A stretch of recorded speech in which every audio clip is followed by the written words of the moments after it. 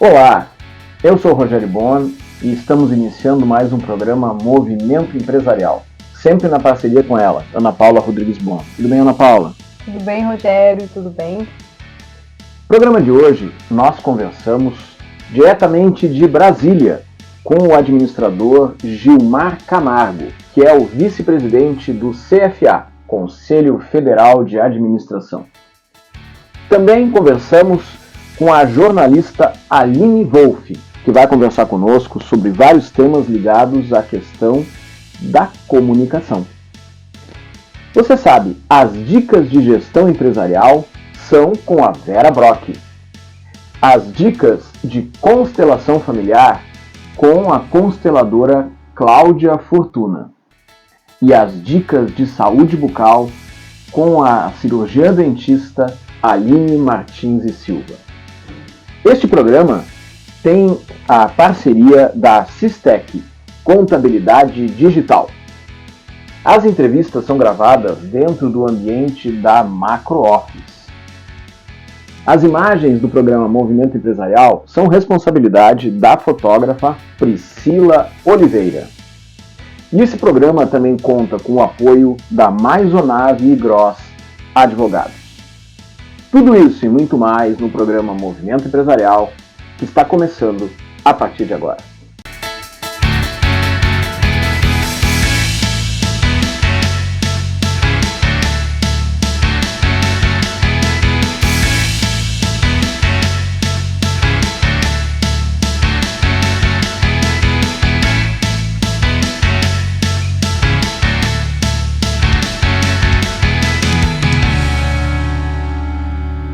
O programa Movimento Empresarial desta semana tem a felicidade de estar conversando hoje com o vice-presidente do Conselho Federal de Administração, o administrador Gilmar Camargo.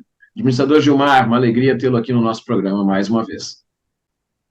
Boa tarde, Rogério. É um prazer, é todo meu, estar participando do seu programa, esse programa ativo, que procura conversar com profissionais, com o mundo empresarial, fazer essa conexão entre sociedade e o mundo empresarial.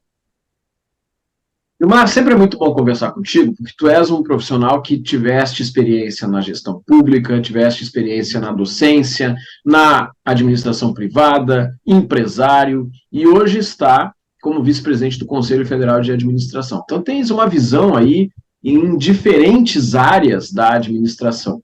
Também foste presidente do Conselho de Minas, Conselho Regional de Administração de Minas, e isso tudo dá uma condição de contribuir bastante com os administradores do Brasil inteiro e os empresários. Mas eu queria pedir para tu trazer, além desses pontos que eu falei, ou talvez enfatizando algum deles, um pouquinho mais a respeito da tua trajetória profissional aí para os nossos telespectadores. Ô, Rogério, é interessante, né? Quando a gente chega no estágio da vida e você olha para trás e vê como a vida oferece a gente condições de caminhar, de crescer, né? E de vez em quando eu até brinco em algumas situações, né, com a minha primeira origem, né? Eu nasci filho de um agricultor, né, pequeno agricultor, e para poder estudar, eu só pude começar a estudar aos 9 anos de idade, né? Porque enquanto meu irmão, abaixo de mim, não completou a idade escolar, minha mãe tinha receio de deixar eu sair para estudar, porque tinha que andar 12 quilômetros de estrada de chão para estudar. Então, eu acho que isso me ajudou também a fazer a caminhada que eu fiz na vida. Então, eu fui, né, estudei, trabalhei, comecei a trabalhar, como todos, né, em atividades mais modestas, mais simples, até me formar em administração. Formei em administração na cidade de Juiz de Fora, na faculdade Machado Sobrinho de Juiz de Fora. E no último ano de faculdade, eu já trabalhava também, mas numa função administrativa, né? Eu tive a oportunidade de participar de um processo seletivo para trainee da Coca-Cola, né? Então, a Coca-Cola foi à faculdade, naquela época, porque a empresa era uma faculdade buscar profissional. Então, ela foi à Coca-Cola, a Coca-Cola foi à faculdade, fez um processo seletivo e eu fui selecionado para o programa de trainee. Passei por algumas unidades da Coca-Cola, né, Juiz de Fora, Rio de Janeiro, Petrópolis, para poder justamente ter a formação do trainee. Era um programa de trainee mesmo, né, com intenção de formar, de no final avaliar o processo e aproveitar profissionais que tivessem condições, que tivessem destacado satisfatoriamente. E eu entrei nesse programa de trainee. 8 meses depois, fui convidado para assumir a gerência regional da Coca-Cola, a região das Vertentes de Minas, é uma região aqui de São João del Rei, Barbacena, são as maiores cidades, Lavras. E eu vim para cá, assumi, fiquei 2 anos à frente da gerência regional, e aí eu participei de um processo seletivo na Telemig, né, Telecomunicações de Minas Gerais, passei no processo seletivo, no concurso, ela era estatal na época, vim para a Telemig, fiquei na Telemig 10 anos, mais ou menos. 10 anos? 10 anos, trabalhando, fui gerente de produto, trabalhei na área de marketing, eu sempre atuei mais na área de marketing enquanto empregado, né? E me tornei executivo na Telemig, depois veio a ideia, né, do governo brasileiro de trazer telefonia celular para o Brasil, e eu como Telemig, fui para o grupo Telebrás, lá, o grupo de pessoas, de colaboradores do sistema Telebrás, para trazer a telefonia celular para o Brasil. Então, trabalhei muito no projeto de Minas, mas constantemente eu estava junto com as pessoas que estavam trabalhando nos projetos do Rio, de São Paulo, Paraná e assim por diante. Então, essa foi uma experiência muito rica para mim. Coca-Cola foi sensacional em marketing, Telemig foi sensacional em processo de organização, né? E da Telemig eu tive a oportunidade de assessorar algumas implementações de telefonia em alguns estados brasileiros. Acabava a empresa pedindo, a Telemig foi a terceira empresa a ter telefonia celular, né? Praticamente na ordem econômica, São Paulo, Rio, Minas. Né? Então, isso me deu uma possibilidade. Depois, quando montou, eu fui para a telefonia solar, fui convidado para ir para a telefonia solar, que hoje virou a Vivo Minas, né? Pelo menos em Minas é a Vivo Minas. E naquela oportunidade eu tive um convite, quando começou o grupo econômico que comprou a telefonia celular, que era um grupo canadense, junto com o grupo Andrade Gutierrez, mais alguns planos de pensão, né, fundo de pensão. Eles começaram a reestruturar, porque aí começou a falar em concorrência, né? Chegava TIM, chegava Oi, chegava... Então, a Claro, por último. E aí, nesse processo, eles me convidaram para terceirizar um processo. Me ofereceram para assumir o processo de administração dos médios clientes. Ela tinha uma equipe própria que trabalhava os grandes clientes. Eu e mais algumas empresas no estado, mas eu com uma área exclusiva metropolitana, região metropolitana, né?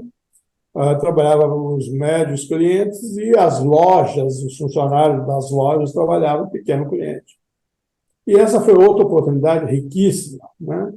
Eu tive que montar a empresa, montei a empresa para fazer isso.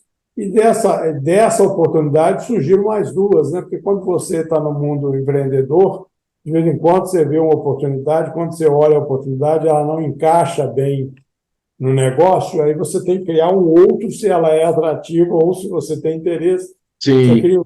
Isso aconteceu comigo, aconteceu a segunda empresa, aconteceu a terceira empresa. Então, eu tive 3 empresas, uma na área de intermediação de negócios, que era essa primeira, uma segunda, engenharia de rede, e uma terceira, um call center. Olha só. Né? E trabalhei para vários, trabalhei para Vivo, trabalhei para Bradesco, trabalhei para a Igreja Batista. Eu tive vários clientes, principalmente no call center. O call center era muito utilizado pelas grandes empresas, né? E isso foi me dando né, abrindo o horizonte. E eu sempre, eu costumo dizer o seguinte, que eu saí da faculdade, mas a faculdade não saiu de mim. Uhum. Então, eu sempre lecionei. Eu trabalhava na Telemig e lecionava. Lecionava numa faculdade. Fui para outra, mesma coisa. Montei minhas empresas, a mesma coisa. E nessa carreira paralela do mundo acadêmico, praticamente, teve uma época que eu fui matutino, mas praticamente era noturno. Eu fui professor, fui coordenador, fui diretor de faculdade, né?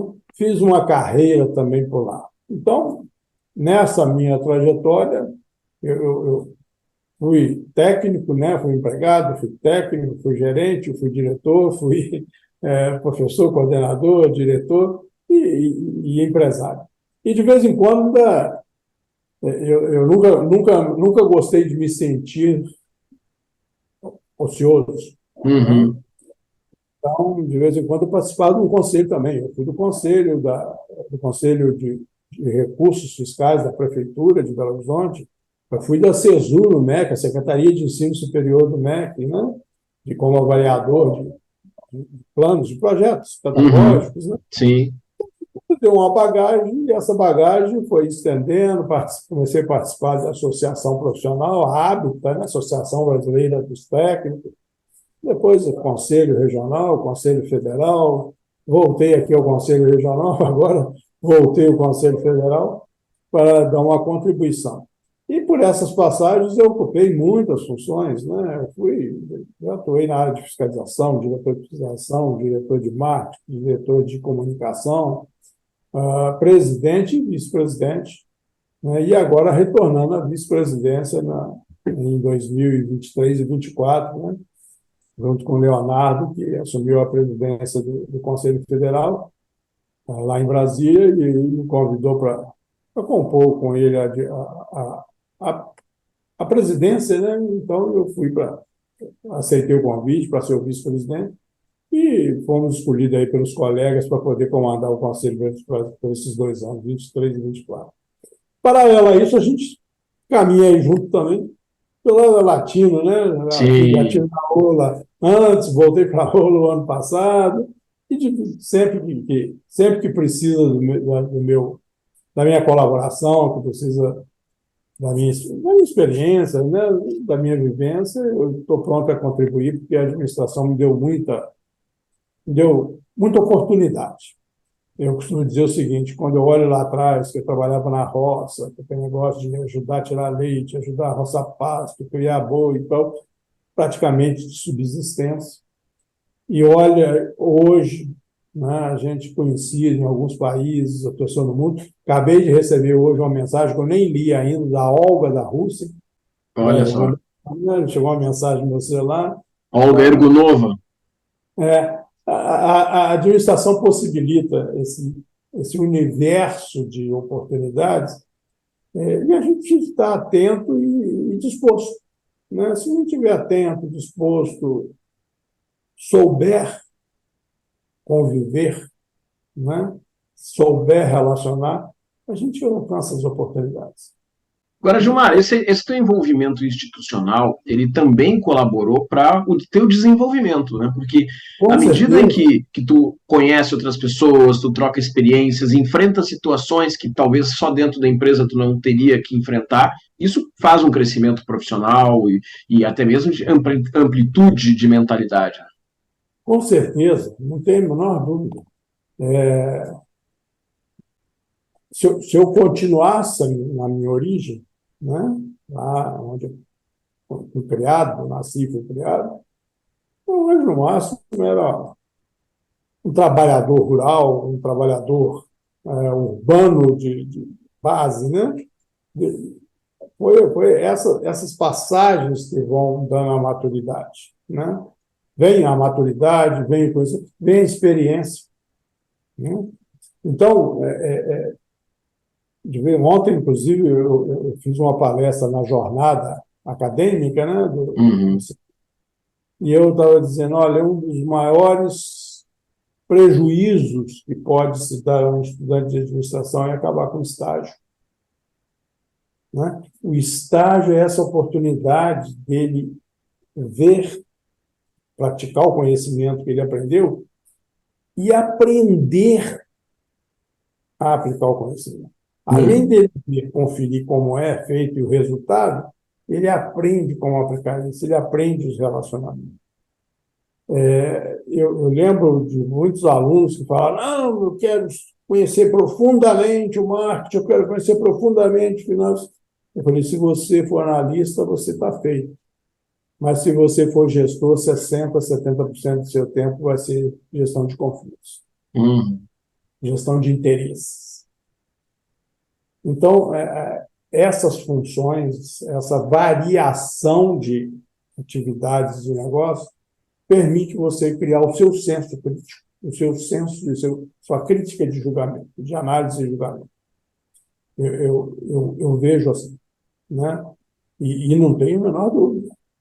Foi essas passagens, principalmente essa passagem curva, né? Vai lá na educação, vem cá no serviço, vai na indústria, na siderurgia e tal.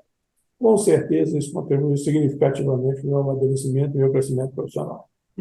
Nós estamos gravando esse nosso bate-papo ainda dentro do mês do administrador. 9 de setembro foi o dia do administrador, mas a gente costuma dizer que o mês do administrador é o mês de setembro, né?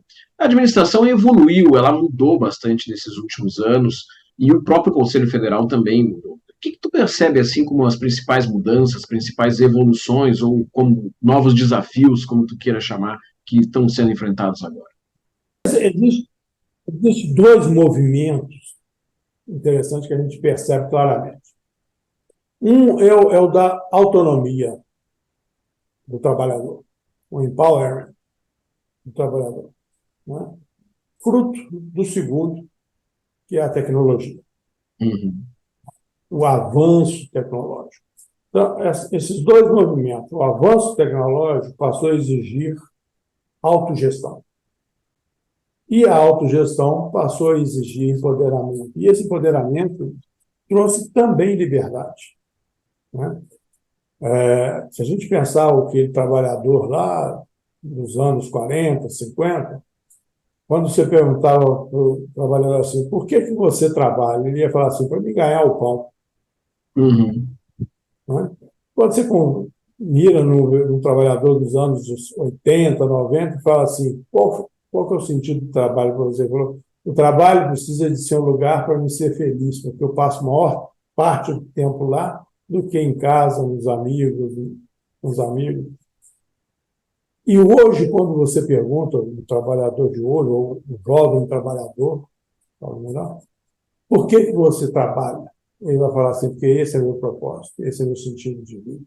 Então, houve essa mudança comportamental. E vem muito daquilo que eu comentei antes, que eu via em alguns alunos.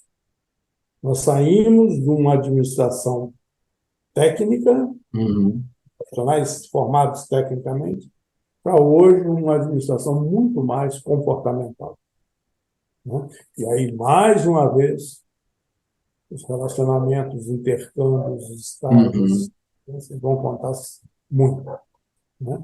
Porque a gente só consegue desenvolver o atitudinal através da vivência, da experiência. Aí você começa.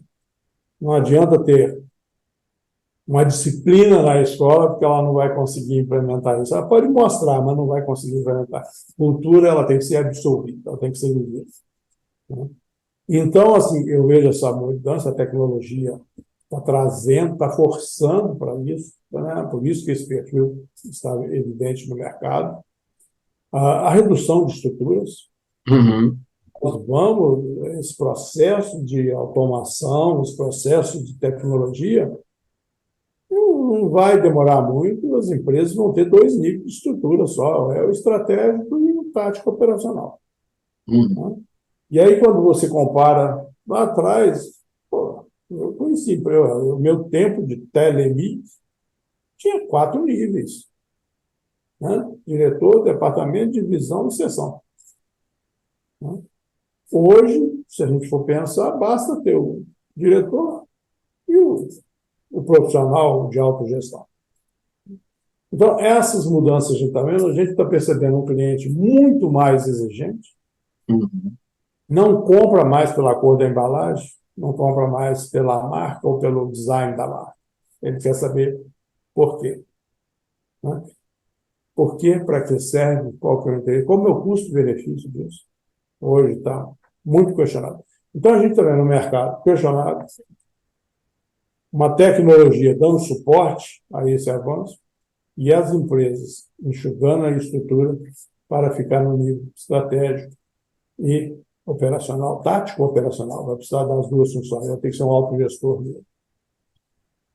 E, aliado a tudo isso, veio a tecnologia de telecomunicações e informação, né, que permitiu também se trabalhar à distância. Eu costumo dizer que a gente vinha caminhando por uma estradinha, tinha uma pedra chamada Covid, nós tropeçamos nela e caímos de cara na tecnologia. É verdade. A nossa transição brasileira se deu muito assim. A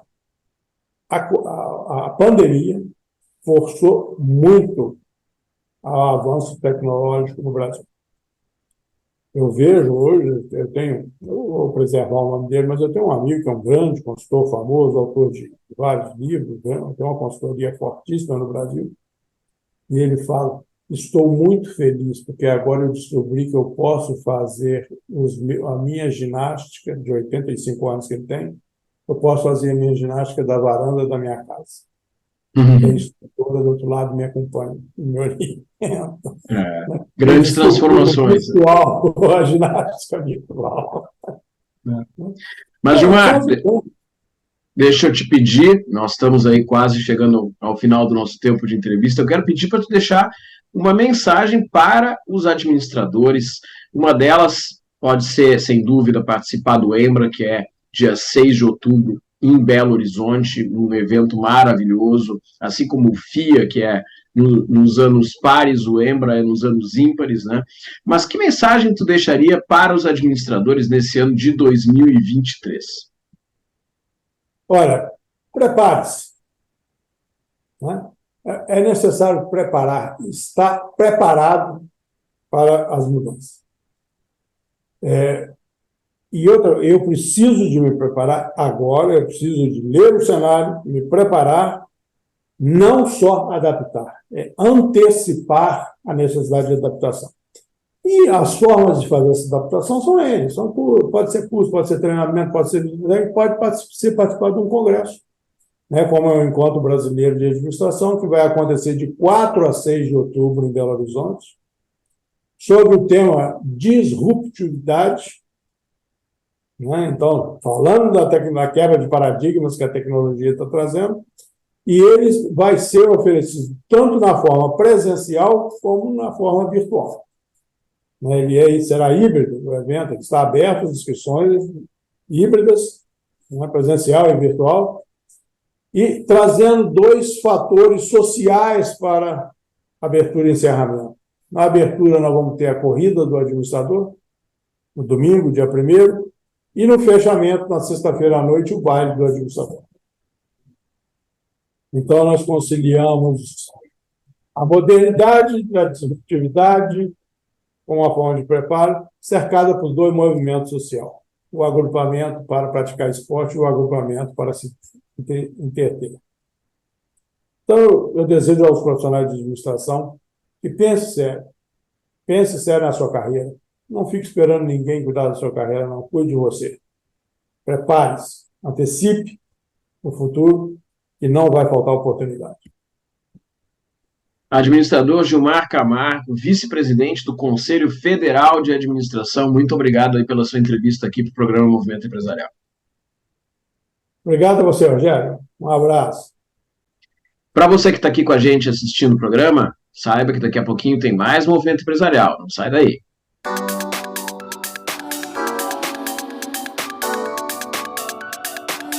Olá!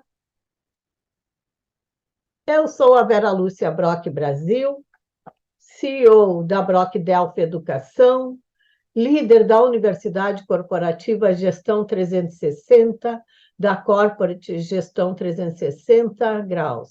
Sou doutora em Economia pela Universidade de Les Illes Baleares, na Espanha, e com pós-doutorado em Educação pela Florida Christian University dos Estados Unidos. Sou autora do livro Competências para o Administrador, um enfoque para o saber ser e o saber fazer. Sou empreendedora, pesquisadora, palestrante e consultora. Nas dicas de gestão de hoje, trouxemos um instigante questionamento. Você sabe como transformar a sua organização em uma organização exponencial? Temos certeza que estamos aqui para ajudar você, empresário, empresária, empreendedor, empreendedora, gestor, gestora, líderes que querem acelerar o seu negócio e otimizar a sua gestão com qualidade, que as organizações exponenciais são aquelas que devem questionar a visão, o que você está fazendo e para quando deves fazer, o que e o quando, o objetivo, por quê? Por que você está fazendo isso? O modelo de negócio. O que o incentiva enquanto está fazendo isso? Não esqueças da diferenciação. O que diferencia dos outros? Valores. O que é importante para você? Salim, Michel e Yuri, autores do livro As Organizações Exponenciais, porque elas são 10 vezes melhores, mais rápidas e mais baratas que a sua. E o que fazer a respeito? Relatam que as estruturas de controle usadas pelas organizações tradicionais surgiram porque ocorreu longos ciclos de avaliação e de feedback entre a administração e as suas equipes de trabalho, que exigiam intervenção e supervisão. Sugiro rever o seu modelo de gestão e recomendo a leitura deste instigante livro sobre as organizações exponenciais. Gostou? Então, vem comigo para a próxima terça-feira no Movimento Empresarial com as dicas de gestão. Até lá!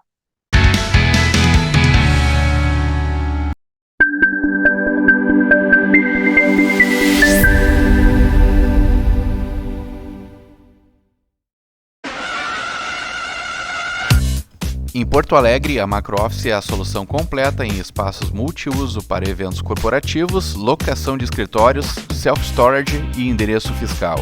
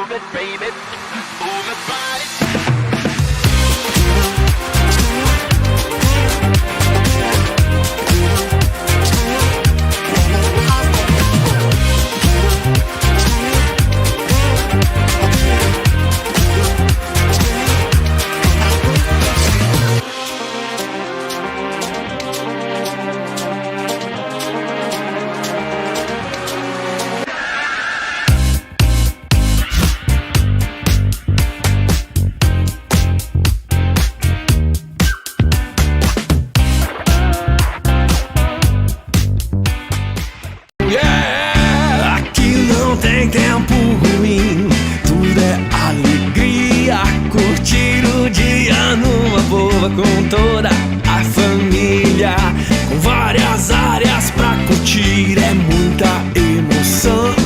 Vem refrescar o lado criança cantando esse refrão.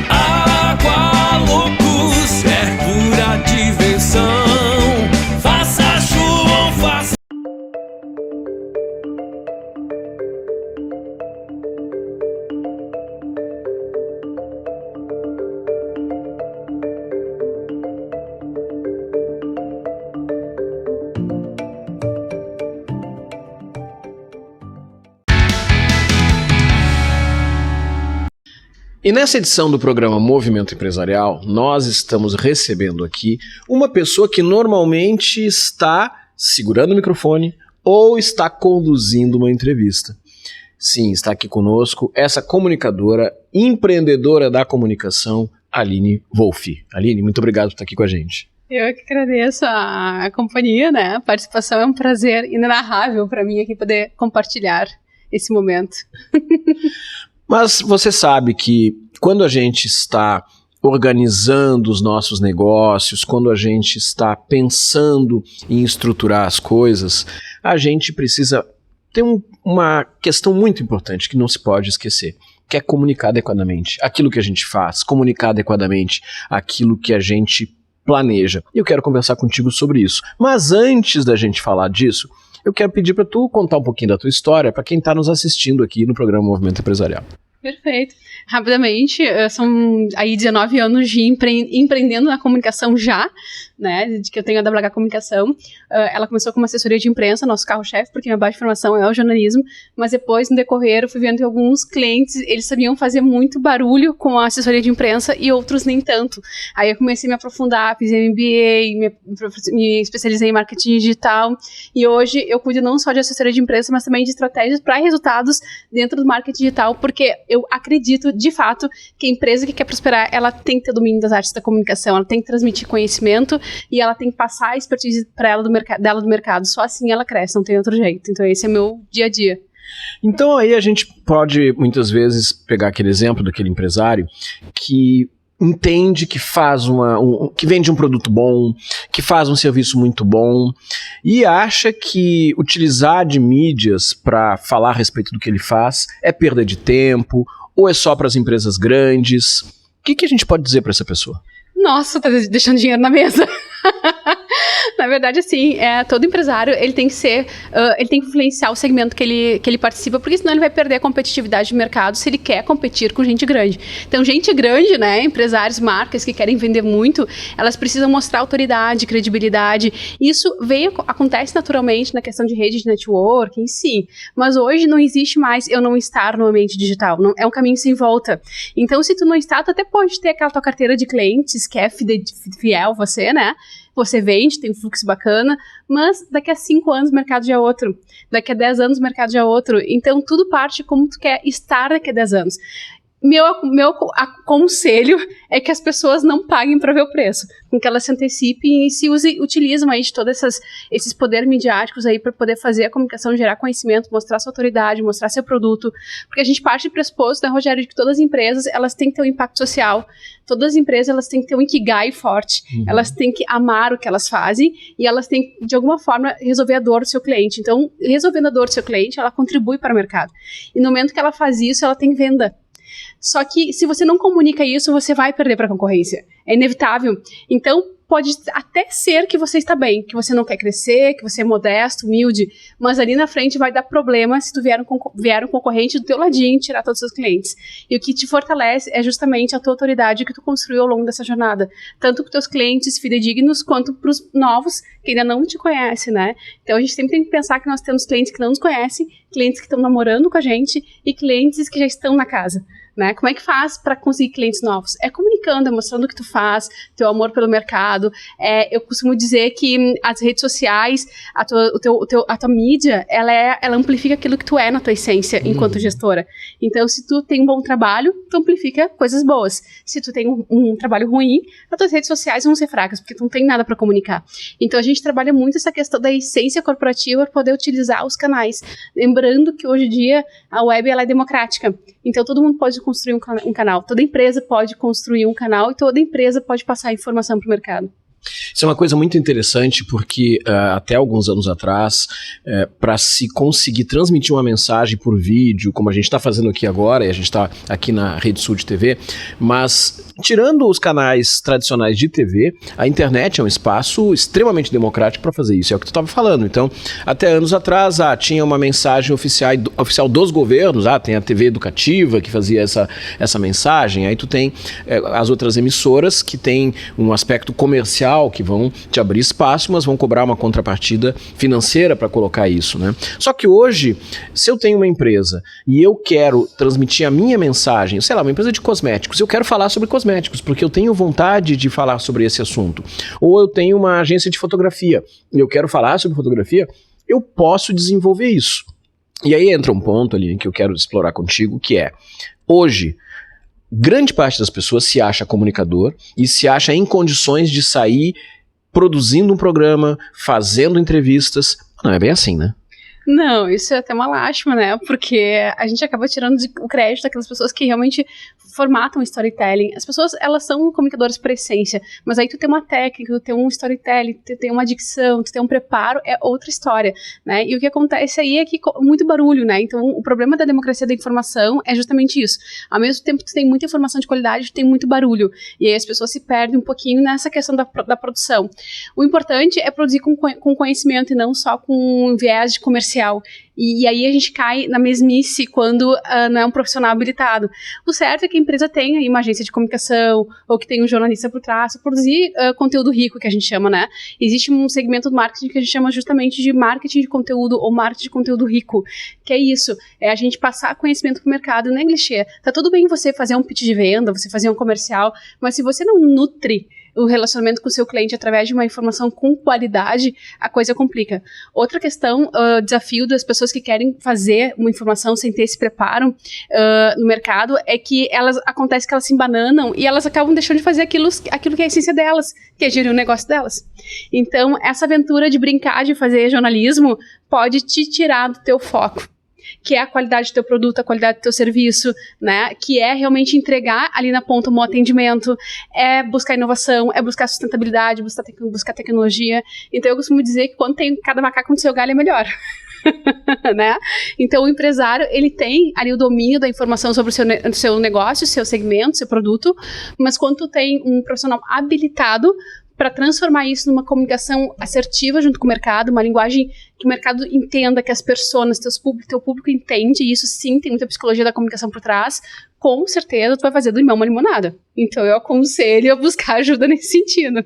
Outro ponto que tu trouxeste, que eu acho que é muito interessante, a questão de assessoria de imprensa, que evoluiu, hoje a gente fala de assessoria de comunicação, uma coisa mais abrangente, mas os veículos tradicionais, jornal, rádio, TV, eles permanecem tendo uma relevância, né? Será que os mercados estão entendendo isso, ou será que principalmente os mais jovens não estão enxergando a potência que ainda existe nesses veículos tradicionais? A mídia sempre vai ser o quarto poder, né? Depois do executivo, legislativo, judiciário, o que sai na imprensa é lei, no sentido de que saiu na imprensa é validado no mercado. A diferença é que antigamente esses veículos tradicionais saía ali, toda a região ali assistia, né? Então, já tinha venda na hora, era um barulho na cidade. Hoje em dia, como justamente a gente tem muito barulho, então eles não são tão consumidos de uma forma tão intensa. Mas a credibilidade continua, a autoridade continua. A assessoria de imprensa, ela é, dentro do marketing, um gatilho de autoridade.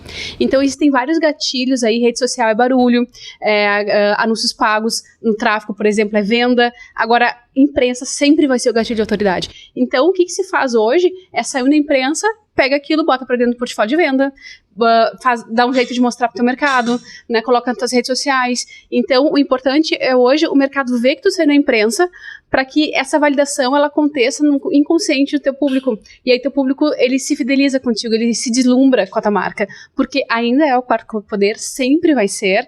Então, sim, os jovens, eles não estão olhando muito bem para isso, porque eles mesmos podem ser geradores de conteúdo na medida que a gente tem influencers aí diversos, né? Mas se tu não tem assessoria de imprensa, tu não tem uma boa matéria, tu não tem portais de notícias publicando, então tu não tem nem links ranqueáveis ali nos motores de buscas com artigos de qualidade. Então tudo isso contabiliza muito para as marcas, para as redes. O que está acontecendo é uma migração, uma evolução, na verdade, da assessoria de imprensa.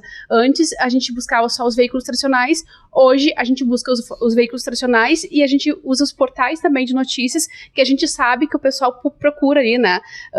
na hora nos motores de buscas, na hora de procurar alguma informação, enfim.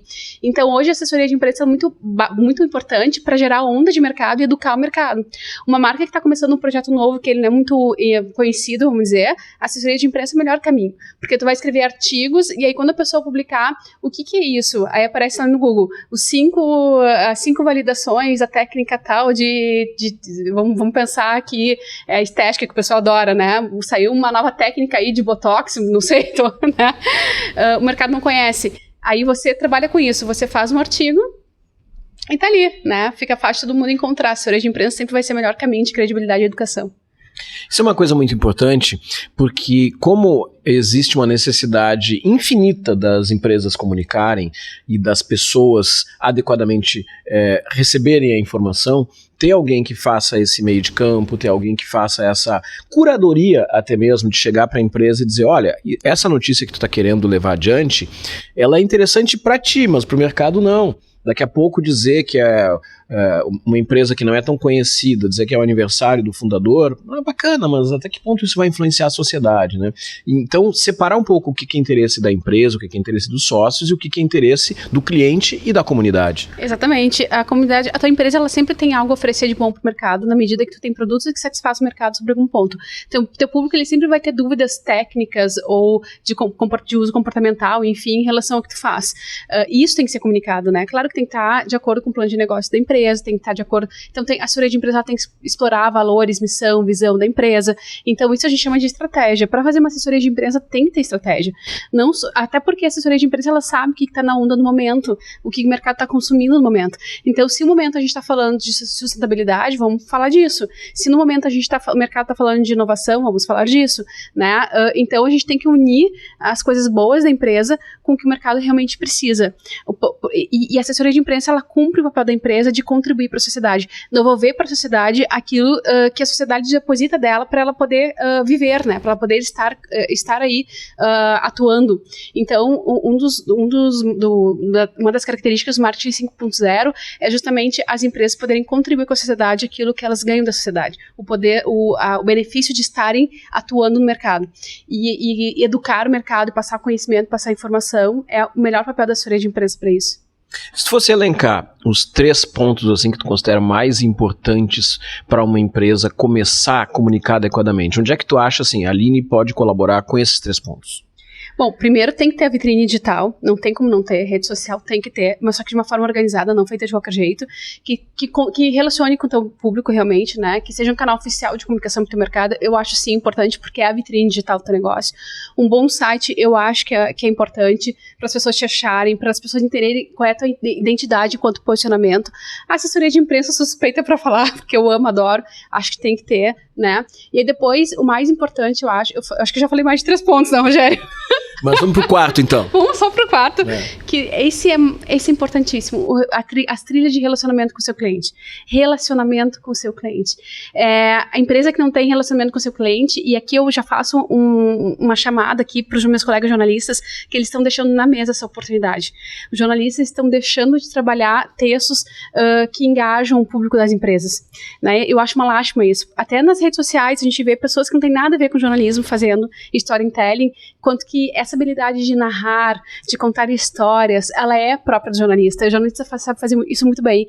E esse relacionamento falta muito ainda nas empresas com o mercado. E é isso que precisa, interação. E não apenas aquela mega empresa de R$1 bilhão de faturamento, mas também o micro e pequeno que podem, a partir da comunicação, demonstrar sua relevância, sua importância e crescer. Justamente, sobretudo as pequenas mais que as grandes, porque as grandes, elas estão paradinhas, o público já busca. Agora, as pequenas, elas têm que acionar o gatilho de comunidade, então essas sim têm que se relacionar bem com o seu mercado, elas têm que ter grupo interno de WhatsApp, elas têm que dizer, olha, se eu sou uma padaria, tô lançando aqui um sabor novo de uma cuca, eu tenho esse domingo eu vou abrir para ti, eu vou te receber aqui com um café. Isso é comunicação, isso é storytelling. Quem é que vai escrever esses textos, quem é que vai fazer essa relação relação, né? A gente tem a figura do social media hoje crescendo, mas também não são jornalistas, né? Não são nem treinados para fazer isso, o que é uma pena porque ainda não é profissionalizado. E quando for, nossa, a empresa que cuida disso, ela está muito à frente de qualquer outra na concorrência, né? E isso é cuidar do cliente. Então eu costumo dizer que a comunicação, ela é o cuidado com o cliente. Eu costumo dizer que a comunicação transforma a vida e impacta a sociedade. Por causa disso, porque ela transmite o teu conhecimento enquanto negócio para um público que não tem conhecimento sobre o que tu faz.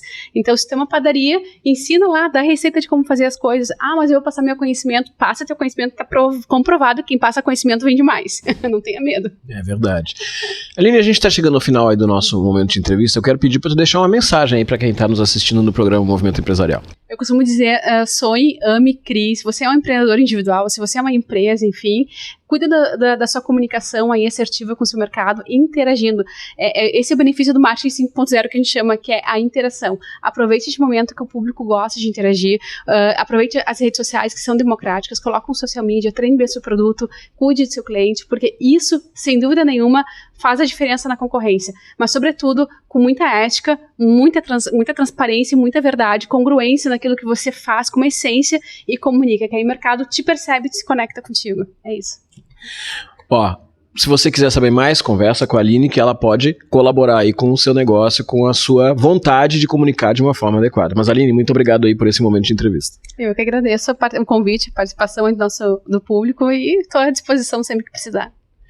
Você que está aqui com a gente, daqui a pouquinho tem mais Movimento Empresarial. Não sai daí, não.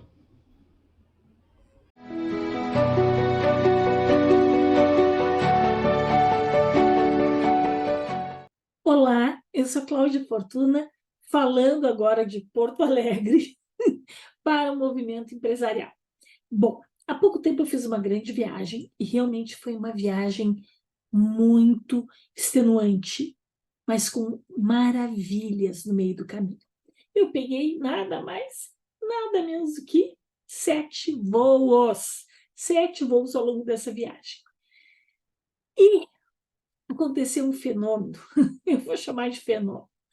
O seguinte, todos os voos, fosse em português, fosse em inglês, fosse em alemão, porque eu fui até a Alemanha, né? Eles diziam invariavelmente um texto muito parecido.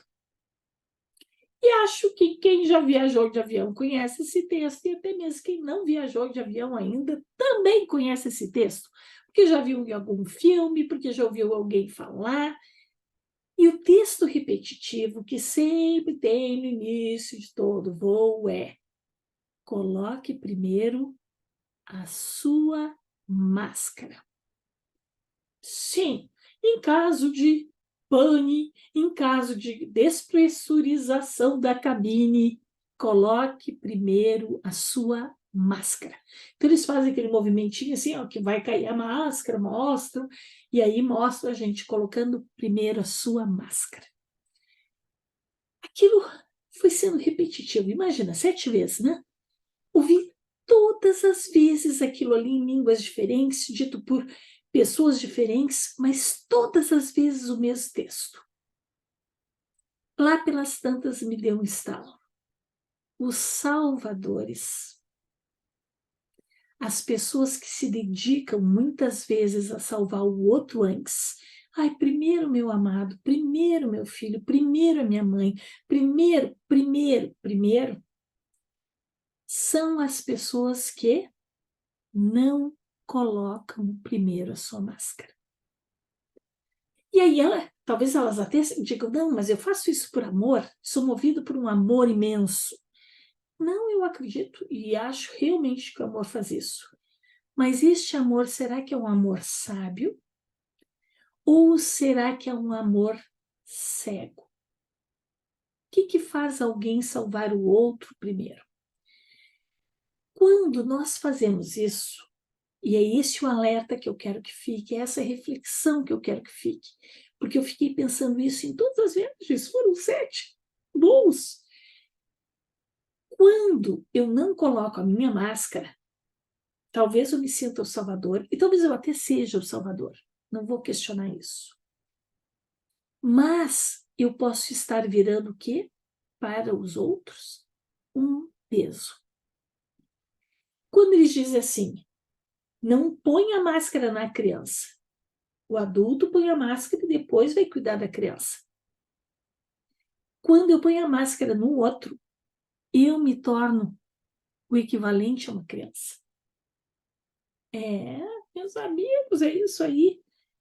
Pensem, eu viro um peso para o outro, eu viro uma preocupação para o outro. Porque se eu salvo o outro primeiro, talvez este outro também tenha amor por mim. E agora ele vai ter que se preocupar comigo. Por que o adulto precisa primeiro estar bem para depois salvar os demais? Porque se ele salva uma criança, será que uma criança tem condições de fazer muito por outros adultos? E até mesmo por ela mesma? E até mesmo pelo adulto que pôs a máscara nela? Para sair deste comportamento infantil, para sair deste comportamento de criança, coloque primeiro a sua máscara. Sim, mas Cláudia, isso não é egoísmo. Não! Isso é a atitude de um adulto sadio, saudável, e que vai poder ajudar muitos, porque se ele está oxigenando, ele consegue salvar talvez a vida de mais pessoas.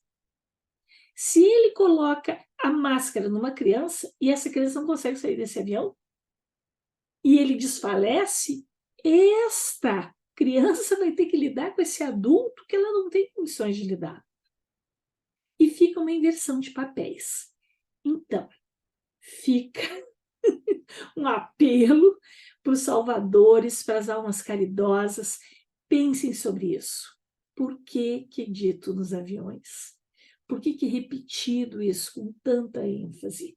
Coloque primeiro a sua máscara. Até um próximo programa. Aguardo vocês e os comentários de vocês. Tchau, tchau.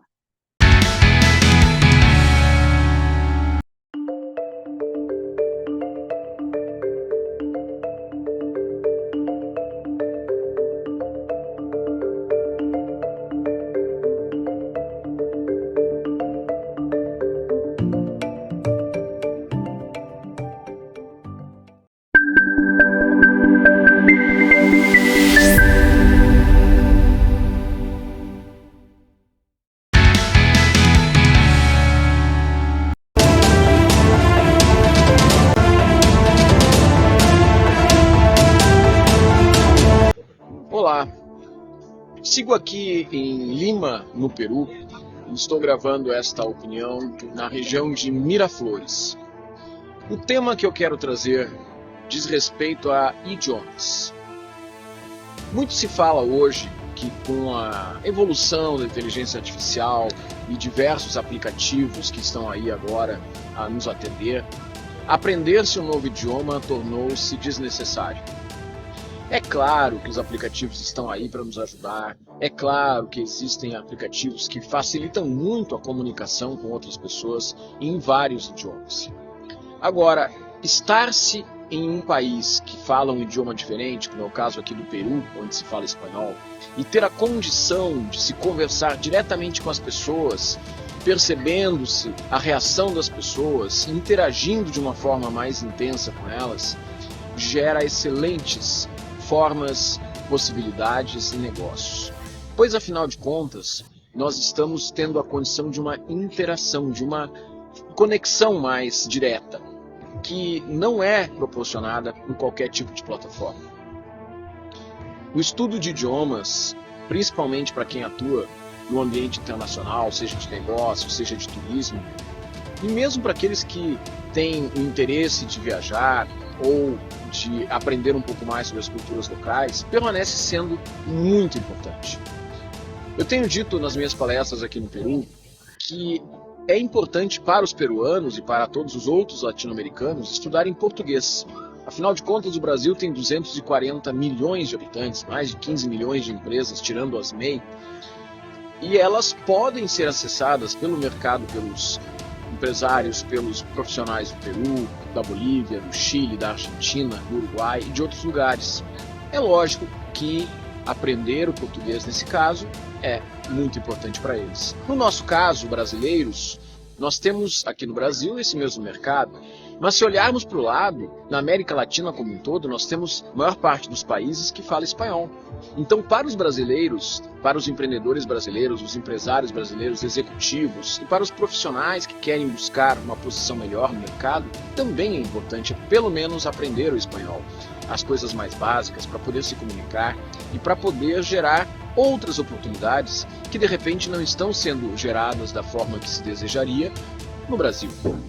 Não vou nem falar de inglês, que permanece sendo uma língua extremamente importante, uma forma de se comunicar com o mundo inteiro.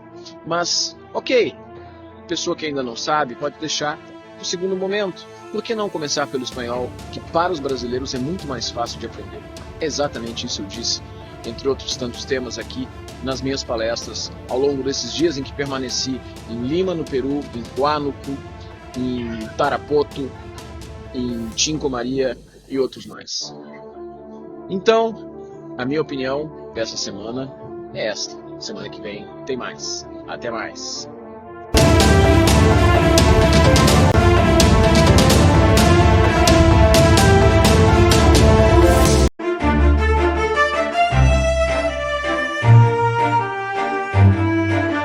Olá, eu sou a doutora Aline Martins e Silva, cirurgia dentista. Sou proprietária do Estúdio Facial Odonto, que fica localizado na rua Doutor Armando Barbedo, número 322, sala 406, no bairro Tristeza, na zona sul de Porto Alegre. Outubro é comemorado o Dia das Crianças, né? Em 12 de outubro é comemorado o Dia das Crianças.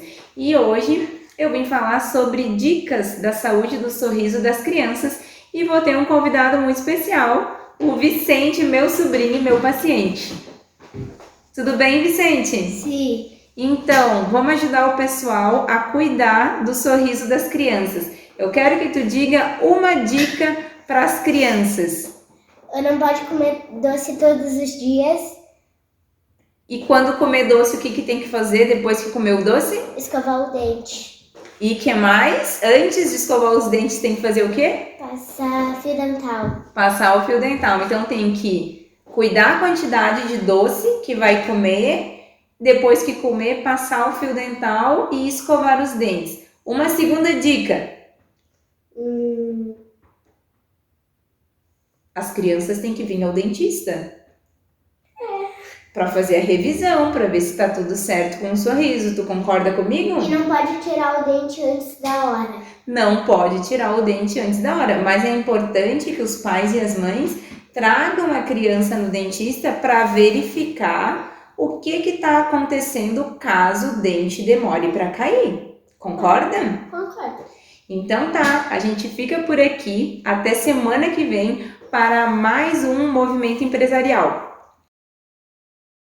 Ana Paula, e nós conversamos no programa de hoje, diretamente de Brasília, com o administrador Gilmar Camargo, que é o vice-presidente do Conselho Federal de Administração, e nós gravamos a entrevista justamente dentro do período do mês do administrador, que é o mês de setembro, né? 9 de setembro é o dia do administrador, e o Gilmar trouxe uma série de reflexões, uma série de questões, também contou bastante da história dele, que é uma história muito legal, acho que muito inspiradora também para as pessoas conhecerem um pouco mais e pensar como superar as suas dificuldades para fazer as suas coisas.